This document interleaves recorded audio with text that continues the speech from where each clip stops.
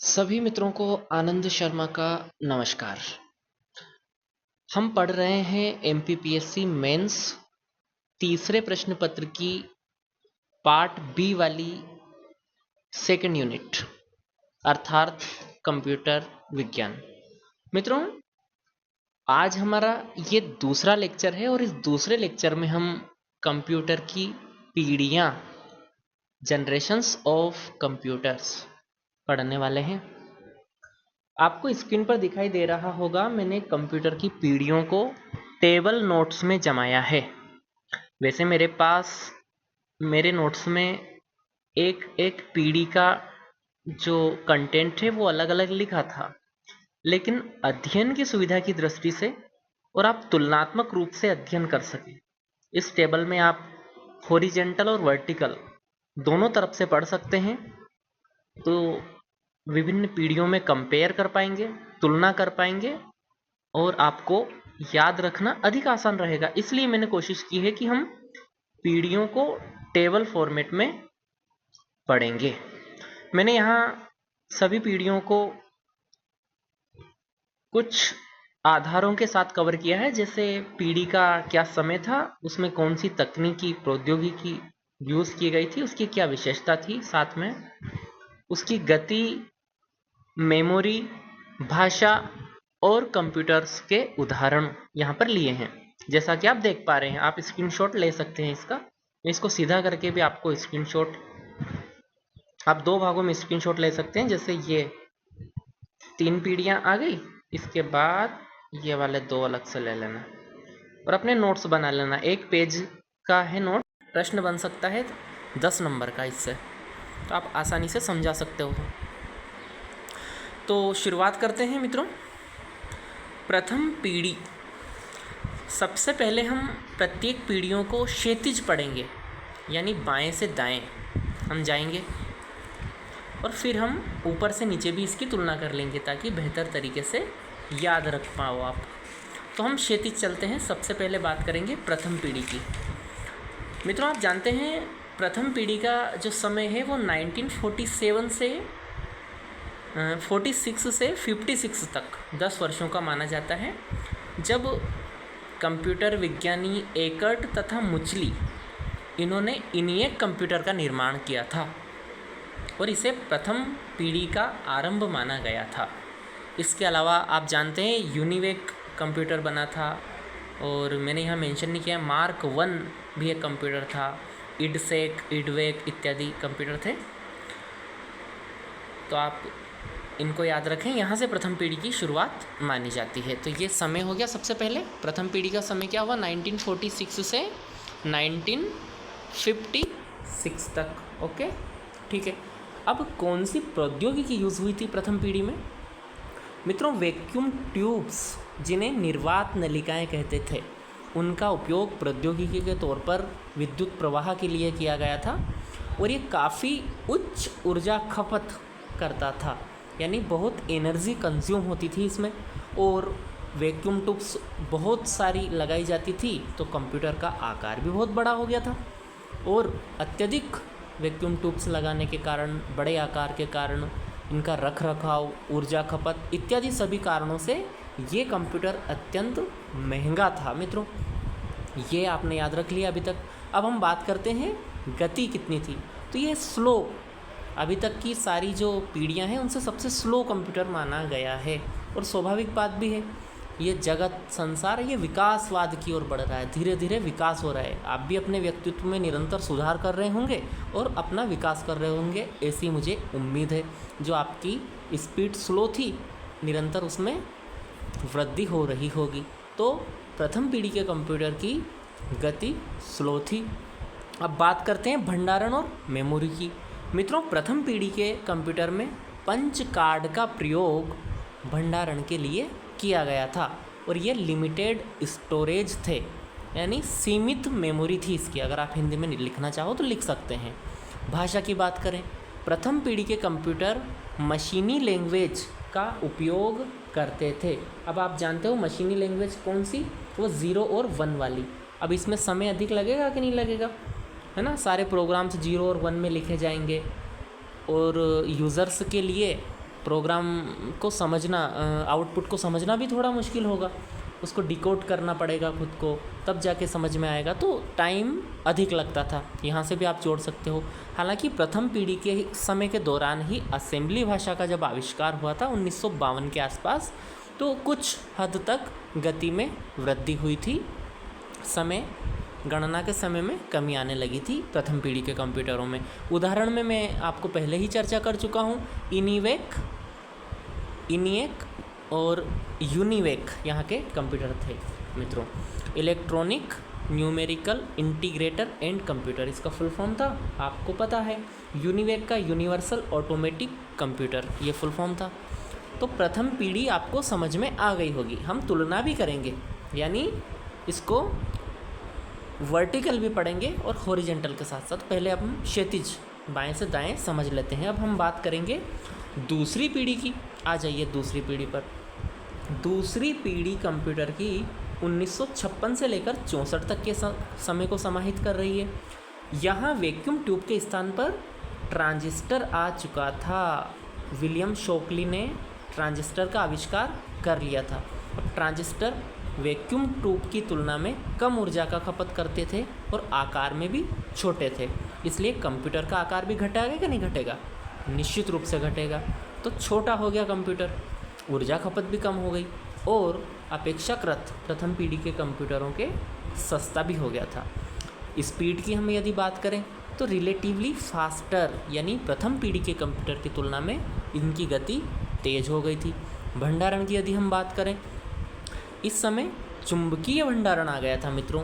Magnetic tape व disc का प्रयोग होने लगा था, यानी पंच काट के स्थान पर चुंबकीय भंडारण आने लगा था। मैग्नेटिक टेप व मैग्नेटिक डिस्क, तो यह थोड़ा अधिक मात्रा में डाटा को भंडारण कर सकता था।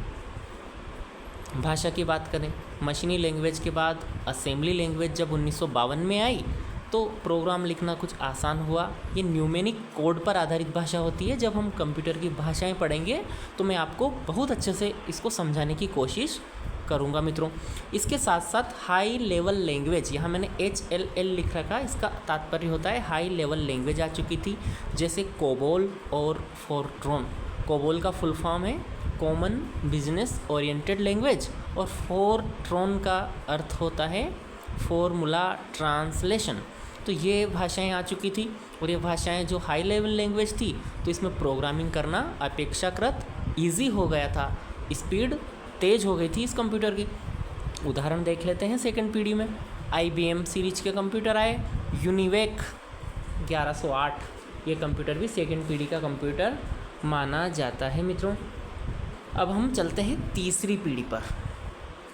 आ जाइए, 1964 से लेकर 1974 तक ये तीसरी पीढ़ी के कंप्यूटरों का समय था। अब इसमें ट्रांजिस्टर, देखो पहली पीढ़ी में क्या थे? वैक्यूम ट्यूब, इसके बाद ट्रांजिस्टर आए और अब ट्रांजिस्टर के स्थान पर स्मॉल स्केल इंटीग्रेशन तकनीक अर्थात IC आ गई, इंटीग्रेटेड सर्किट। ठीक है दोस्तों, इंटीग्रेटेड सर्किट क्या होता है? एक ऐसा इलेक्ट्रॉनिक जो चिप होता है जिसमें सैकड़ों उपकरणों को छोटे छोटे ट्रांजिस्टर, प्रतिरोधक, संधारित्र छोटे चिप पर बने होते हैं, यानी एकीकृत परिपथ हिंदी में इसे कहा जाए तो ये था मित्रों। ये आकार में बहुत छोटे होते थे और अपेक्षाकृत तीव्र प्रोसेसिंग के लिए काम में लिए जाते थे। तो यहाँ क्या हुआ? इस तकनीक के कारण कंप्यूटर का आकार और छोटा हो गया। यहाँ आपको याद रखना है IC के बारे में, इंटीग्रेटेड सर्किट इसका फुल फॉर्म है। 1958 में जैक किल्बी ने इसका आविष्कार किया था और कंप्यूटर की तीसरी पीढ़ी में इसका उपयोग किया गया था। ये आप बता देंगे और इसको समझाना है। अगर 2 मार्कर में IC आती है तो मैं समझा रहा हूँ आपको कैसे हल करना है। आगे बढ़ते हैं, थोड़ी गति की बात कर लेता हूँ मैं यहाँ पर। दूसरी पीढ़ी, हर पीढ़ी की स्पीड बढ़ती जाएगी आगे आगे, ये बात आप याद रखना। ठीक है दोस्तों, और अधिक तीव्र होती जाएगी। टाइम शेयरिंग ऑपरेटिंग सिस्टम आ चुका था, यानी एक साथ इसकी प्रोसेसिंग चल रही थी। इसके बाद मेमोरी के रूप में मैग्नेटिक डिस्क का उपयोग किया जाना है, यानी जो चुंबकीय भंडारण है उसके द्वारा डाटा को स्टोर करना डिस्क में बदल गया था। टेप से अब डिस्क आने लग गई थी, आपको पता है ना। BRD ब्लू रे डिस्क होती थी, जो वो ऑप्टिकल डिस्क में हालांकि कंसिडर वो शामिल की जाती है, मैं उसको हम चर्चा में लेंगे। 5वीं पीढ़ी में ऑप्टिकल डिस्क आया था।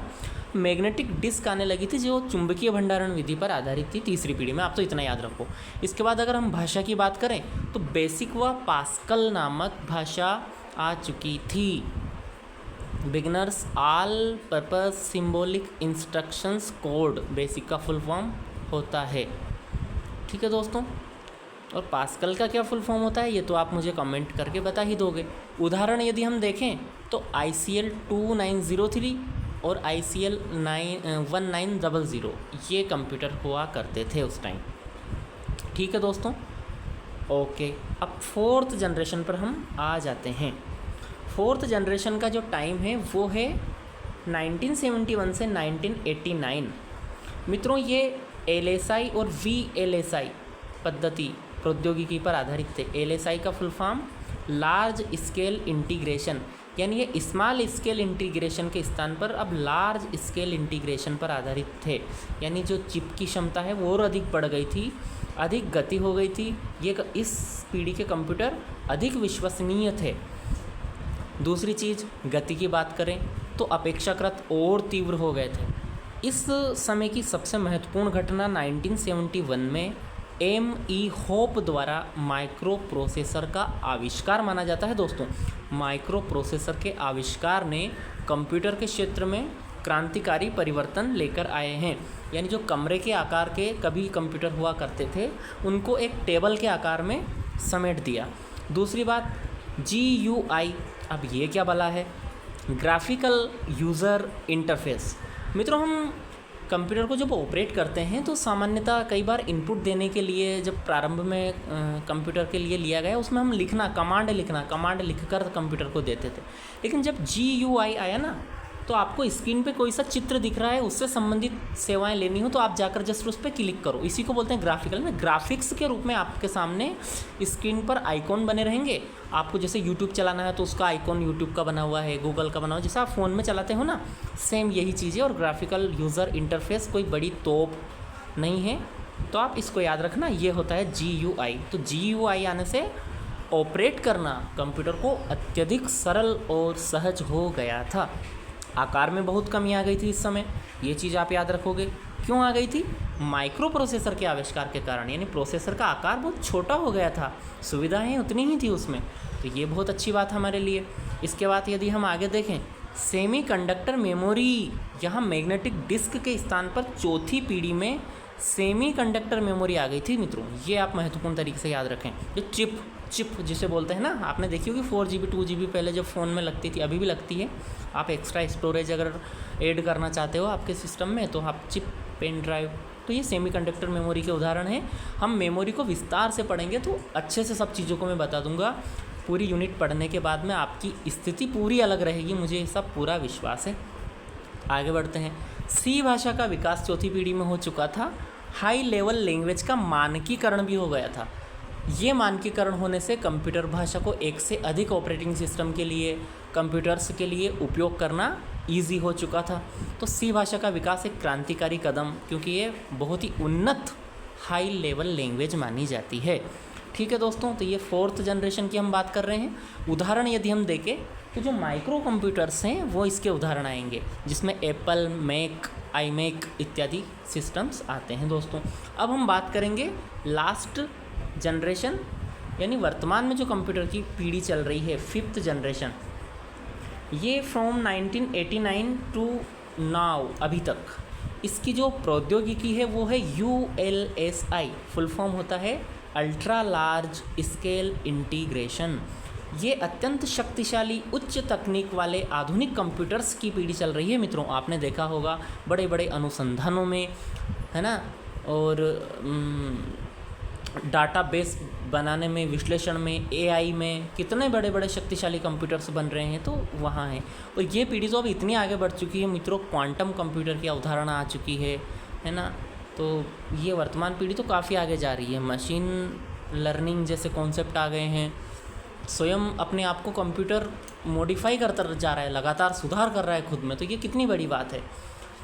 तो आप इसको बता दोगे ULSI तकनीक है और AI की जैसे फीचर्स आ गए हैं, 5G 6G जैसे वो तो चल रहा है अभी, उसमें नेट की पीढ़ी 6G तक पहुंच चुकी है। तो काफ़ी एक ये कह सकते हैं कि क्रांतिकारी युग आने वाला है कंप्यूटर्स का।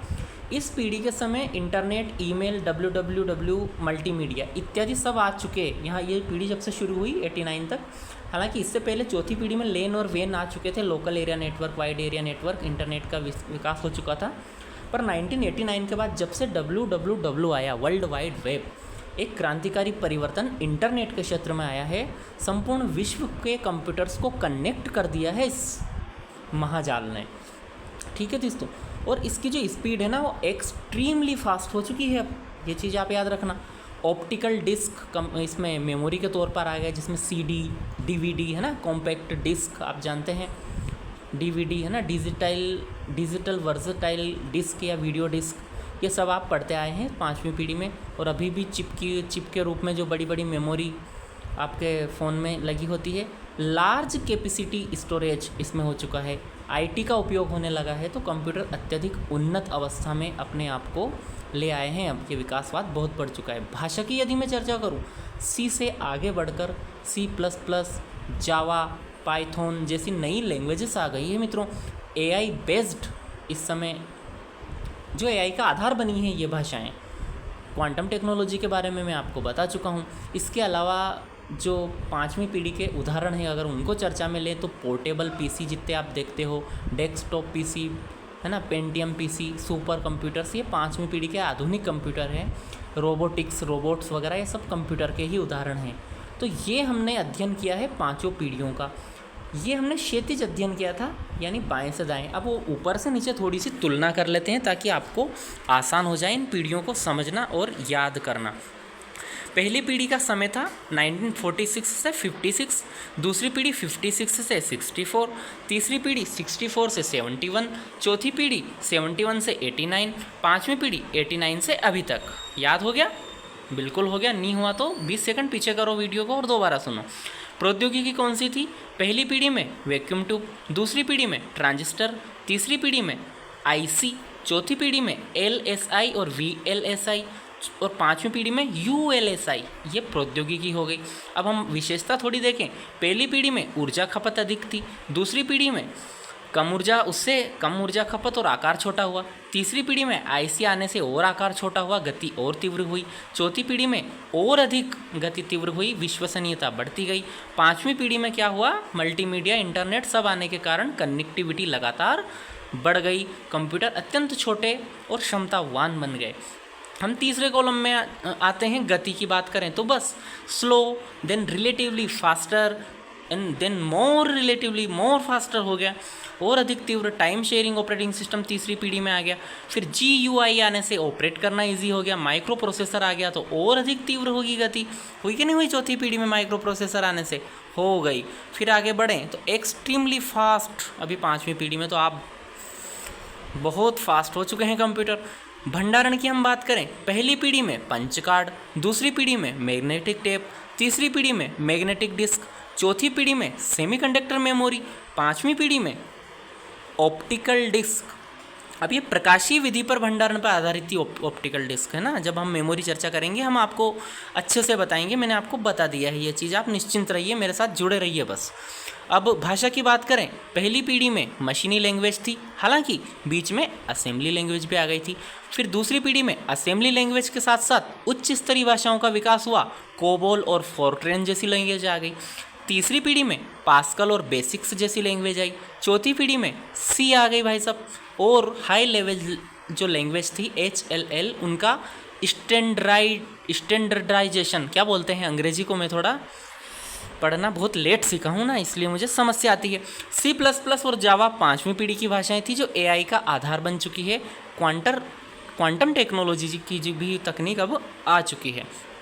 उदाहरण थोड़े देख लेते हैं। प्रथम पीढ़ी में ENIAC और विनिएक, दूसरी पीढ़ी में IBM UNIVAC 1108, तीसरी पीढ़ी में ICL सीरीज के सिस्टम्स थे, चौथी पीढ़ी में माइक्रो कंप्यूटर जिसमें iMac और मैक थे, 5वीं पीढ़ी में आप याद रखना पोर्टेबल PC, है ना, पेंटियम और PC और सुपर कंप्यूटर इत्यादि आते हैं।